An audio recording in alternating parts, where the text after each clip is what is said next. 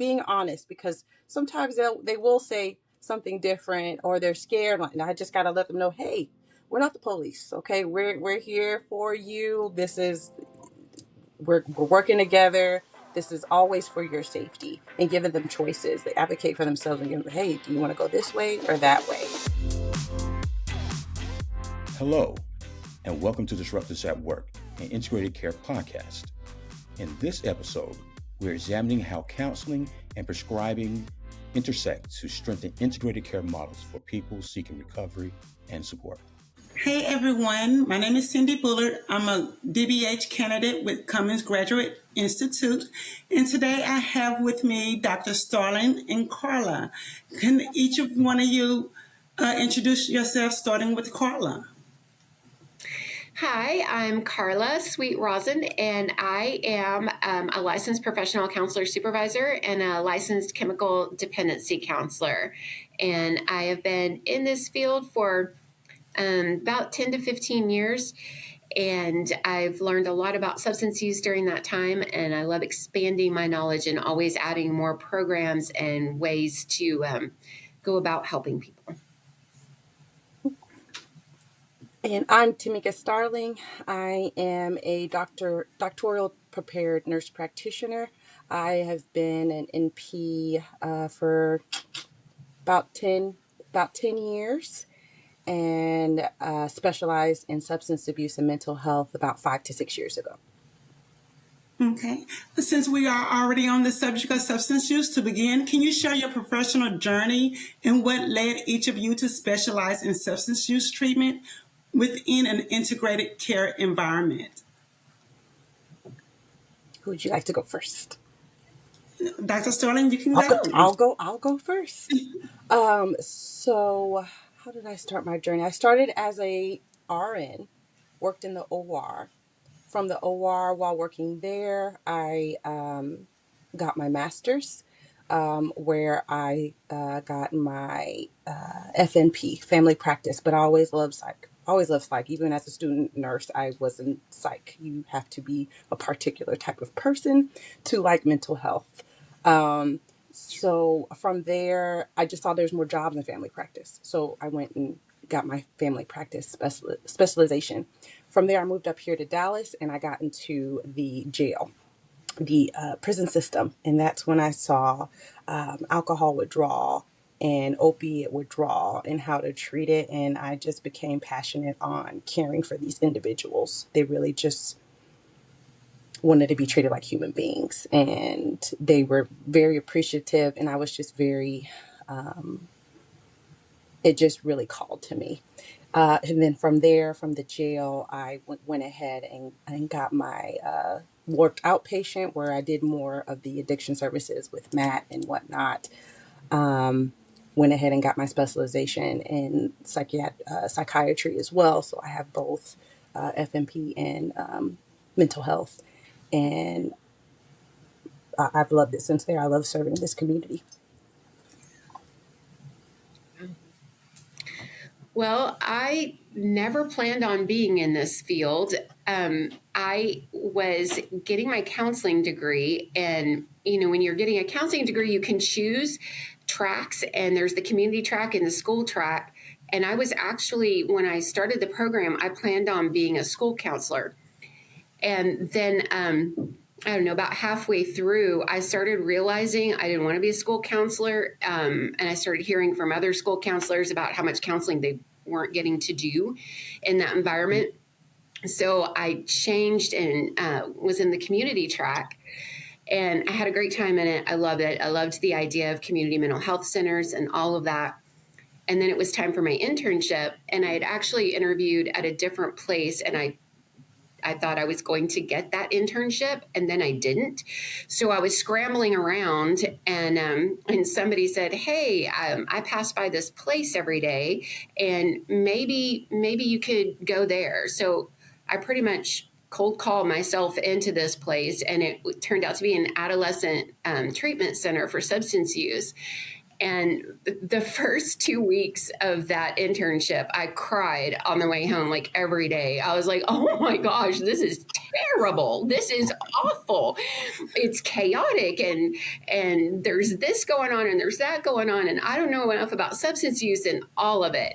And then somewhere between like that 2 week mark and maybe the 2 month mark, I fell in love with it. And by the time my internship was over, I was like, okay, I want to work here. And they did. Actually, the director at the time, she was like, well, I mean, you don't have the right schedule for what we need and whatever. And I was like, I advocated for myself. I would go up there once a week until they hired me. And so they hired me. And then I really, really learned, because the facility itself would treat individuals with a combination of backgrounds. So there were some adolescents who had already been in juvenile detention, and there were some that were from very expensive private schools and things like that. And so I had this combination, and I learned a lot about gangs. I learned a lot about family counseling. The first time I saw a family, one of them went running from the room, and I had to go chase her down, and she was in a shower somewhere, and she was balled up. And I was like, oh, this is harder work than I ever imagined. And once it grabbed my heart, I stayed in substance use always after that. Oh, interesting. So from your perspective, how do counseling and prescribing come together in your day-to-day practice? And what does true integration look like when supporting someone in recovery? We'll start with you, Karla. Well, I can definitely see where that would mean something different to a lot of different people. And I don't know what all it means to me, but I'm so interested in it, because when I'm thinking about all kinds of parts of it, just like sometimes when I'm working with individuals who, like, they're telling me, the therapist, that they don't want medications. So if I'm working within that, then I'm going to go other routes too, and start asking them all kinds of questions about how they take care of themselves and what their exercise or their movement looks like. And also, like, I talk to them about things they can buy over the counter. And we talk about, like, looking up articles about how gut health and mood relate to each other. And we do all kinds of things like that, because to me, it really is integrated. And I can't just treat, like, what's going on in their mind and not seeing how all of that's working together. From my view, humans are dynamic.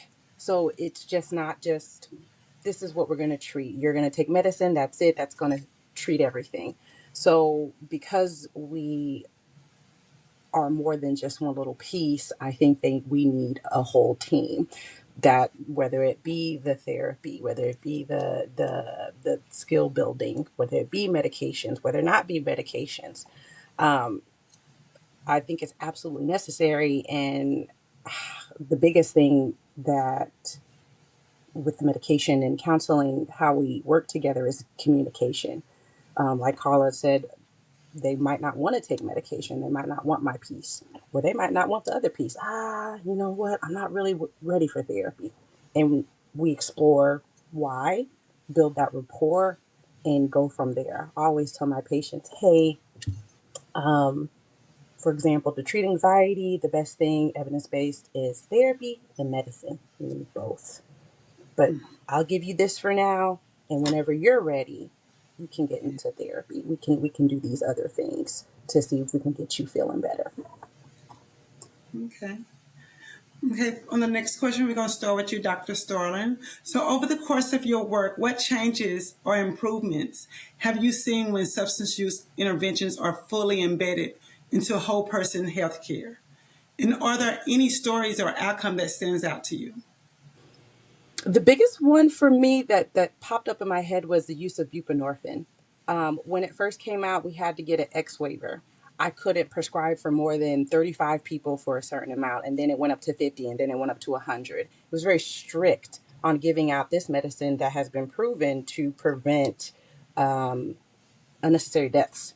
So that it's gotten a lot more lax. More providers can prescribe it. They don't have to be specialized or anything. And this was within a year or so ago, when we didn't have to have the X waiver anymore.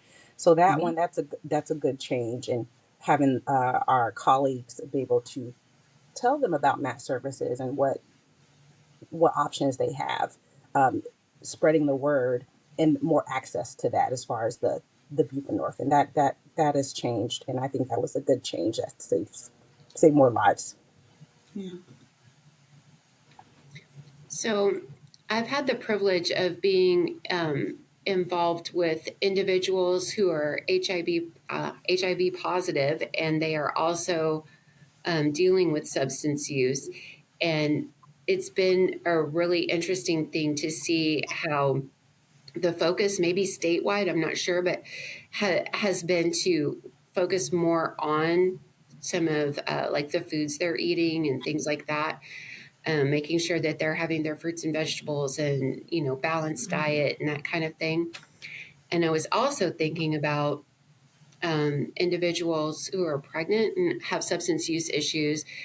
And Dr. Starling was mentioning the buprenorphine. It seems like even just a few years ago, it was like a methadone only environment. And we've been able to see how buprenorphine has been helpful. And then agencies are utilizing that more for their people who are pregnant. So there's more than one way and more than one choice for them. And I think that's been a great change as well.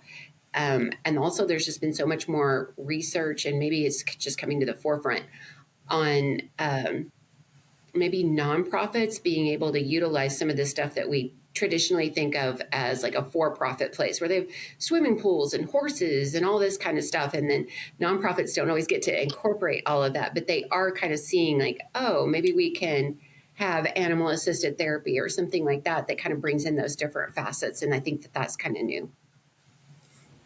Okay, great. How do you see the roles of mental health clinicians in prescribing providers continuing coverage, and what skills will future practitioners need to work effectively in truly collaborating as a team?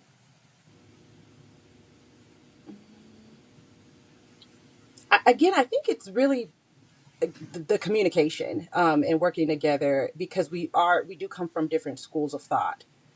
Just because Karla or yourself would do this particular intervention for a patient, doesn't necessarily mean I would do this particular intervention. And I think, like the meetings that we have, weekly meetings, going over what's going on with the patients, like with the ACT team, the higher acuity patients. I think that definitely helps with the collaboration of caring what's best for the patients at the time. Yeah. Well, I'm thinking about just in that therapist role, how important I feel like it is for us as therapists to help our people advocate for themselves and like practice the language and really work on that, is, and then kind of combining that and being that true partner with the prescriber. Because there are some people that are like, well, if I'm coming off of substances, then I need to come off of everything. And so it's an educational thing, but also having to use a lot of motivational interviewing, because we don't want to lose them completely. So having kind of tiptoe through that and be like, okay, so maybe we try it this way. And then also, so what did your provider say? And have them repeat it back, and then, process through it. So the advocacy feels really important, and also kind of helping them see the benefits of honesty, because they're often our people are either not telling us the truth or they're not telling their provider the truth, and helping them see like we're working together. So if you are able to tell us the truth about these things, we can help you even better. Yes. Okay, you wanted to add something else to it, Dr. Starling? No, I completely agree with Karla. Yeah, yes, and to piggyback off of it, yes, being honest, because sometimes they will say something different, or they're scared, and I just got to let them know, hey, we're not the police, okay? We're here for you. We're working together. This is always for your safety, and giving them choices. They advocate for themselves and give them, hey, do you want to go this way or that way? and yeah, processing it, working it through. Like, okay, maybe we should discuss this part in therapy. Did you tell your therapist about this part? So always incorporating each other and keeping honest dialogue. I agree. Okay. In integrating behavioral health and medical care isn't with integrating behavioral health and medical care isn't without challenges. What systematic or clinical barriers have you encountered, and what strategies have you found effective in overcoming them? Biggest barrier is resources for me. I think for any, especially nonprofits. We and how do we overcome that? We do the best that we can with what we have. That's all we can do. We can and then offer, see what other resources we do have and defer from there. What other barriers? The biggest one is barriers and building trust, and especially with our population. A lot of them are in the jail system, so of course they don't trust medicine all the way. Of course they don't trust professionals all the way, and so that's a barrier in on itself, especially with their backgrounds and what they've gone through. Um, Getting rid of that stigma of mental health. Oh, I'm not crazy. No, I just have a substance abuse. I'm not crazy. I'm not that. I don't need that, Dr. Starling. No, I know you're not crazy. You don't have to be crazy. Nothing has to go be wrong for you to see a therapist. I see a therapist. That's okay. Just really breaking down that stigma within the community itself, as well as this is a barrier, and just being open and letting them know, hey, it's okay to ask for help. It's okay to be in therapy. It's okay to take medication. It's okay. I agree with all of those things. And I think when I'm looking at it from an administrator standpoint, one of the challenges that we have had, and sometimes it's a barrier, is having really adequate and strong partnerships with primary medical care, because that's obviously super important and beneficial, and finding places that want to partner the way we need can be very difficult, because I think that's just the nonprofit versus profit world. But that's something that we are always looking to overcome. And something we've done recently is make a partnership with like a very small medical office where they were willing to treat our patients at a discount there. It's small enough that possibly we could absorb the cost for them. So that was something that was helpful. And then I was also thinking about the barrier in a nonprofit being like when we're looking at integrating anything and we want to provide like the healthier alternatives and the food and stuff that would be what we know is helpful. It's sometimes very complicated to do. So we have to do our legwork and really get those resources from donations from places that have some of that healthier food and stuff like that. And that we don't always have the time or energy to do that, but it is something that's out there and something that we always look at doing if we can.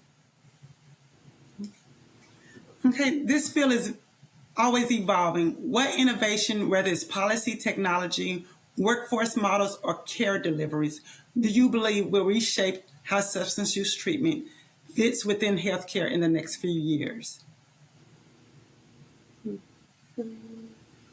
I think telehealth is a big part that's going to be changing healthcare. Having access to care, especially for the rural communities, because we do have. I still, I do substance abuse for people out in Corsicana, and I think next probably Kaufman, out in Kaufman.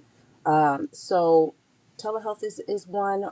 Yeah, the integrative care model is a good one. It is a good one. If we could just have one building and have a primary care place, and then your behavioral health and your therapy, a women's health, just having everything connected, even in an EMR, electronic medical center, electronic medical record, excuse me.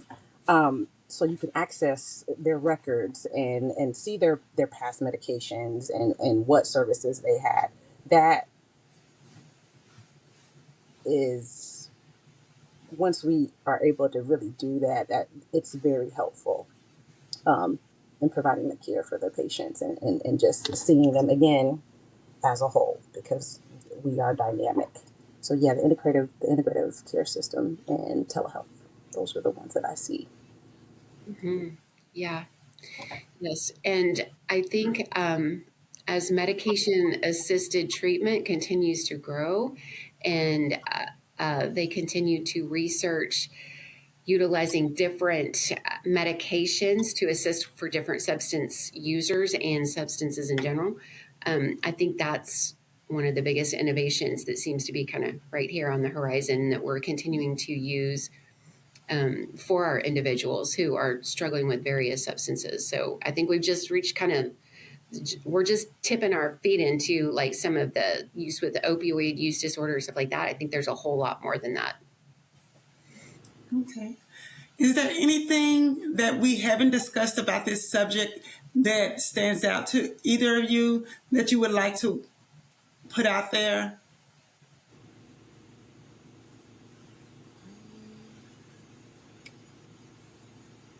No, not off the top of my head. Main thing is, getting rid of the stigma. We're having some good evidence on what's working for substance abuse, like different type of vitamins for marijuana use in younger populations, and the Sublocade shot for MAT, Vivitrol. So yeah, I think we're coming along as far as the medication part, but it is a